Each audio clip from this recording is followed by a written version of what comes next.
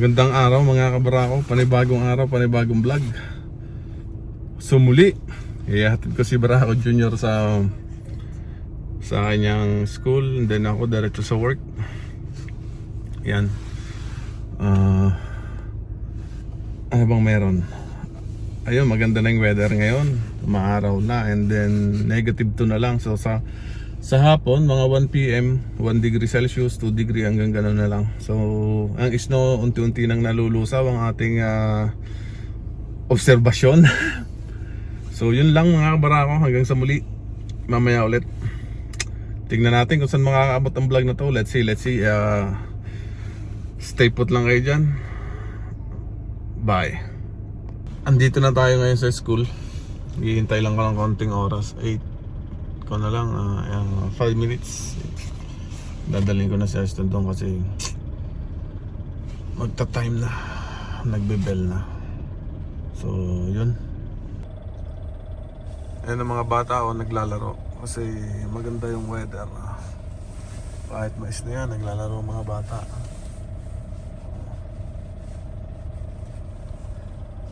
Yan nagsiswing pero is na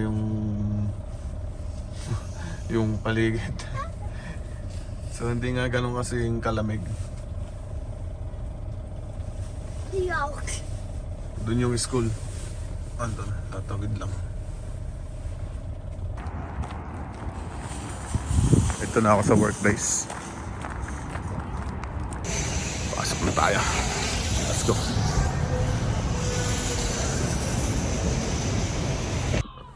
So yun mga Barako, tapos na nga tayo sa work ngayon. Susunduin ko na si Barako Jr. Tapos na rin yung school niya in 5 minutes. So 2:42, mga 5 minutes lalabas na yun. So maganda na yung weather Ay.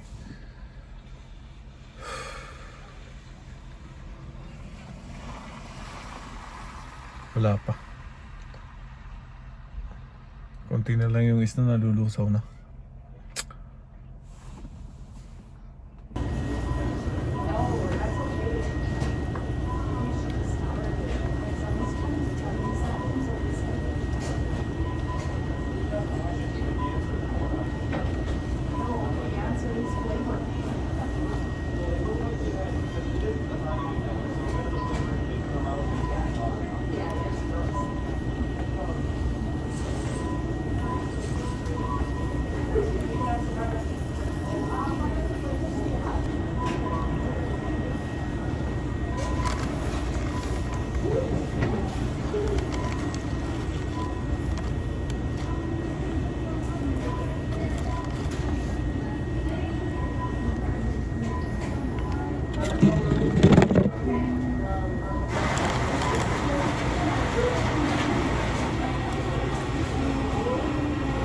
So yun mga Barako, ganda ng araw ngayon. So nandito kami ngayon sa Costco at muli mag-grocery.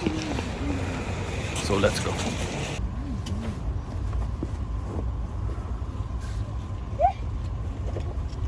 Go!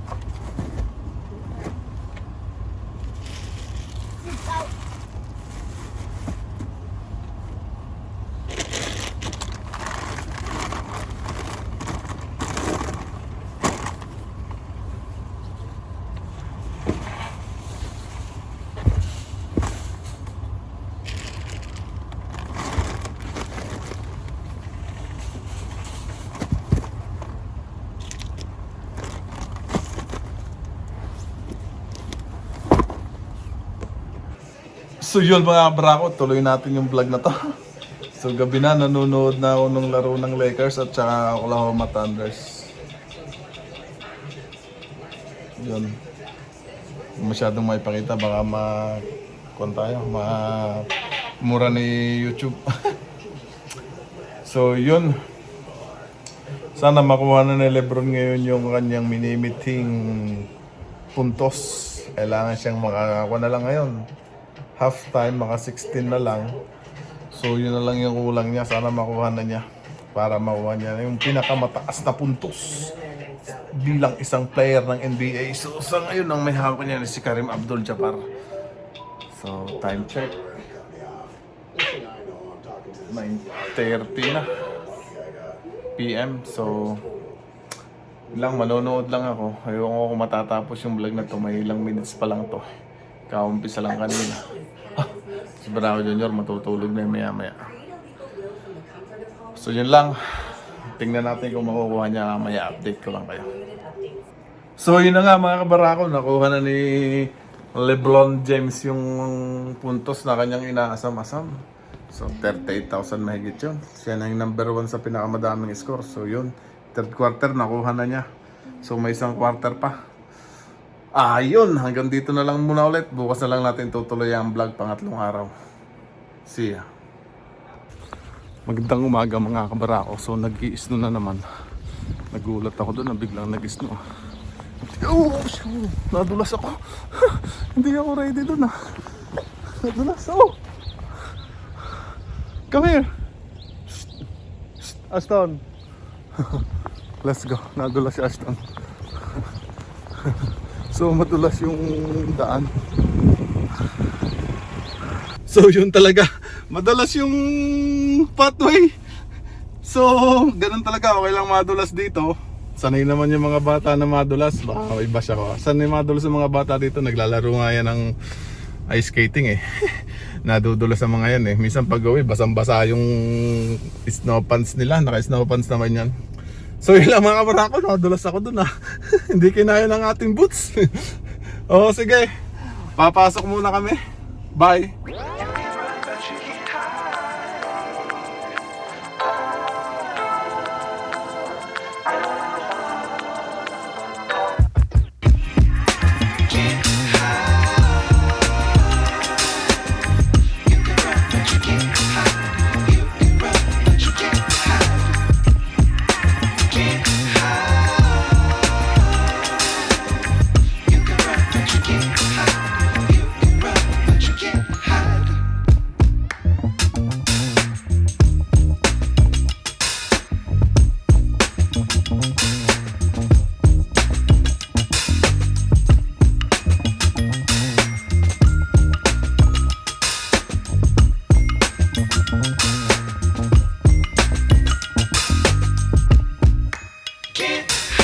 Barako dito na sa school.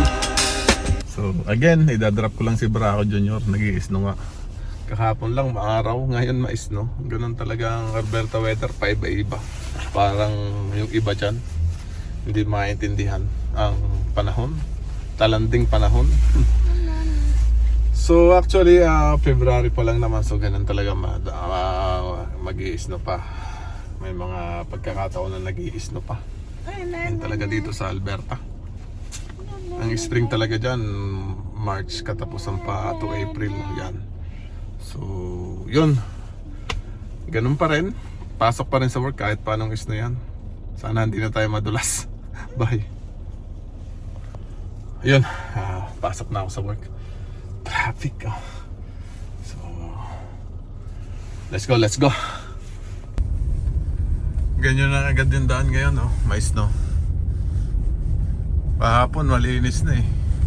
So yan na yung daan natin ulit ngayon. Mamaya sana malusaw na. Hindi ko alam kung maglalamig pa ba. Let's go. Yan ang mga puno. Kalbo.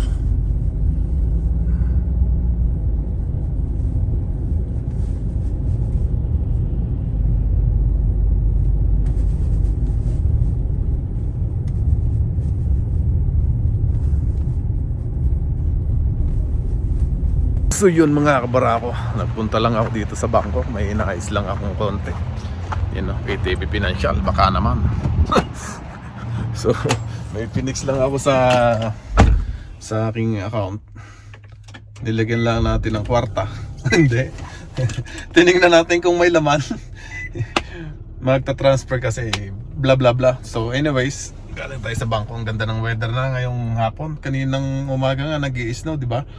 Pero ngayong hapon, 0. Doon wala nang istaw, maaraw. So mag-iikot muna tayo. May gas pa ba ako? Mayroon pa naman akong gas. Magpapagas na rin ako mamaya. So baka pupunta. Magandang mag-ikot.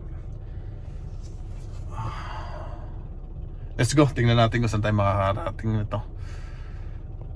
So yun, naggagas muna tayo. Yan, dito, self control. Self-service. Ang paggagas, ang lalagay lang ako ng 40. Tingnan natin kung ilang litro. Medyo mura ang gas ngayon eh. 1.17 cents per liter. So, more than 50 pesos siguro yun. Hindi ko alam. Peso. So, yun lang. Tatapos yan. Automatic naman yung matatapos. Magkiklik yan.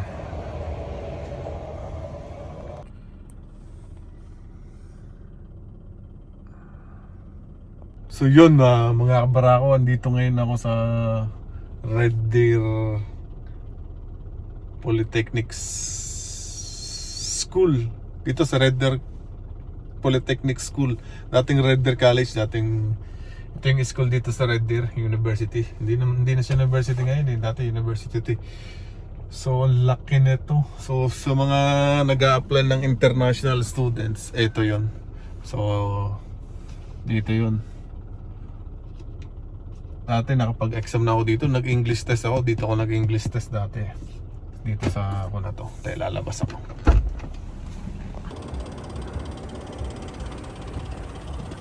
Yan. May mga estudyante doon. So ito yung mga building. So may gym din yan doon sa dulo. So ang laki nito. Ang laki dito. Super laking school. So hindi ko lang kung tama yung pinarkingan ko. Laking school nito. May mga dorm dito. Dito ata yung dorm. Yan. So ito yung kanilang dito yung mga campus building school. Sila nag-aaral. So yun, mga nagbabalak mag-international student. Red Deer Polytechnic. Yan, college. Dito yon. Ang laki nito. Ang daming nag-aaral ng mga Pilipino dito. Daming international student. Kaya madami na kasing madali na mag-apply ng international student. Hindi ko lang kung paano. So ang dami na dito. Mag-interview kaya tayo ng isa. Baka hindi tayo kausapin. So, yan o. Anong building. Yan o. Ang daming estudyante. Dami, nakapila sila dun. Naghihintay ng bus. So, ayan si ate, mukhang Pinay. Pumunta kaya ako dun.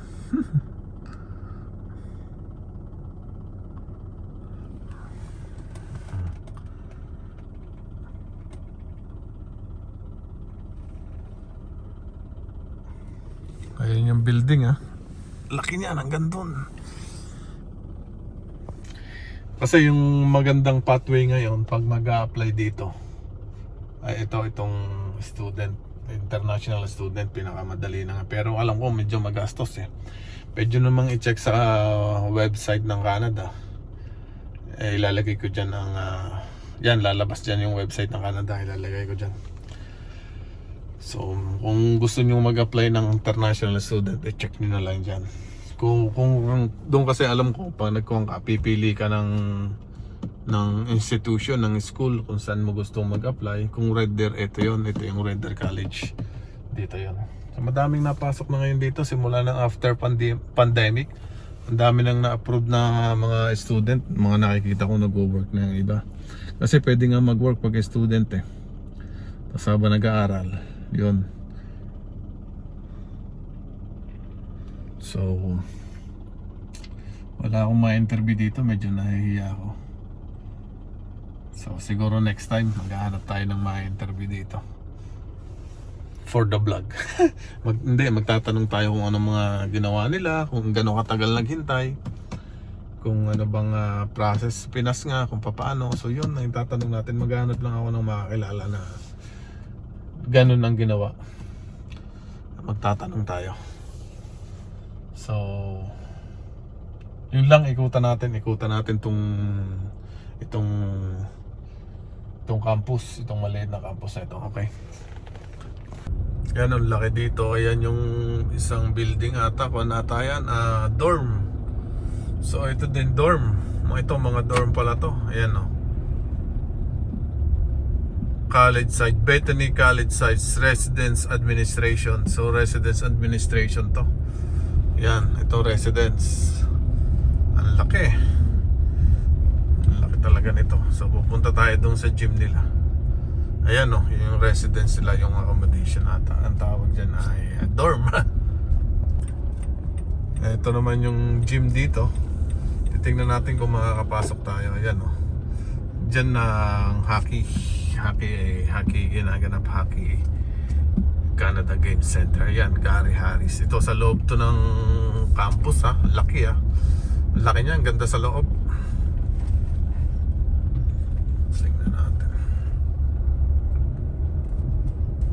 So yan yung gym. Hindi na ako nakapasok sa loob, hindi na ako nag-try pumasok kasi medyo malayo. Lalakadin, tinatamad ako, then papark, ang layo ng parking eh. So yan, laki ng gym nila. Diyan ginaganap minsan yung hockey tournament. Yan. Nakapanood na ako ng hockey dyan dati, ng Canada Games. Diyan ginanap yung hockey. So uikot naman tayo dun sa iba pang titingnan pa natin yung ibang building, ikutan natin. Yan o, ang laki. RDC. Dati kasi nga Red Deer Red Deer College. Ayan o, RDC. So may handaan dito. So ito yung ginagawa pa dito sa banda dito. May ginagawa pang makulay na building dito. Tingnan natin. Ginagawa pa siguro pa dito. Parte rin to ng part din to ng school. Yan ginagawa. So dito naman yung ibang accommodation, yung mga bahay ata to. Ewan ko. Yan pwedeng rentahan sa loob to ng campus. Ayan bahay sa loob ng campus. Yan yung mga dorm. Ito. Yan, school dorm. Yan, mga bahay dito. Medyo mahal siguro ang bayad dito kasi bahay talaga siya. Hindi siya building. So yan. Ayan ang ganda dito. Ha? So ito na yung likod na to. Likod. May mga bahayan din dito sa likod. So yan, may mga bahayan din. Yan, residence parking only. So yan, ganda. Ganda dito. Residence parking only. Ayan mga residents dito. So yun mga bahay dito. Ang dami pala dito sa likod. Ngayon lang ako nakapunta dito.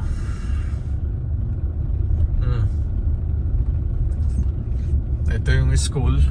Sa loob to ng campus ha. So ito yung mga bahayan sa likod. Ganda. Ito.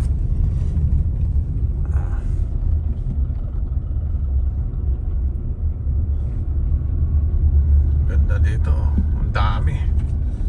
College court. Hindi na tayo papasok doon sa loob.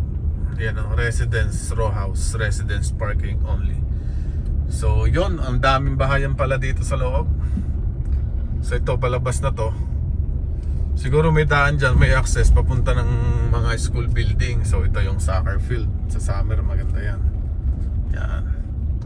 So ito lang yung ito lang yung school building. Ayan So malapit lang talaga siya dun sa Ang laki ng school na to. Yan Donald School Business and Science and Technology. So yan ang buong school. Hindi na tayo titigil dyan. Pasok muna tayo dito saglit. So yun, dun tayo galing kanina yung sa may bus na yun. Zoom natin. Yan, so may bus stop dyan sa loob ng school. Sa may entrance doon may bus stop. So yan ang buong building. So yan, ang laki. So ito yung entrance ng eskwelahan. So dito rin nadaan yung bus. Ayan yung bus stop So papunta ng, malapit lang naman dito yung downtown, yung city proper. Sa malapit lang. So yan no. Dito lang yun. Dito kasi pwede naman pumasok eh. Huwag ka lang talaga magpapark basta-basta. Wala namang bakod yung eskwelahan. So yan yung school oh. Oh. Laki niyan. So yan, bus stop. Kung sasakay ng bus. So dyan lang. So alis na tayo. Labas na tayo dito sa school. Oh, yung bus. So yun, hanggang dito na lang yung vlog natin. Ang pagtutur natin dito sa campus tour sa Red Deer College dati ito, Red Deer Polytechnic. So yun, sa mga gusto mag-inquire nga para sa international student, tingnan nyo na lang yung website. Okay, bye, see ya.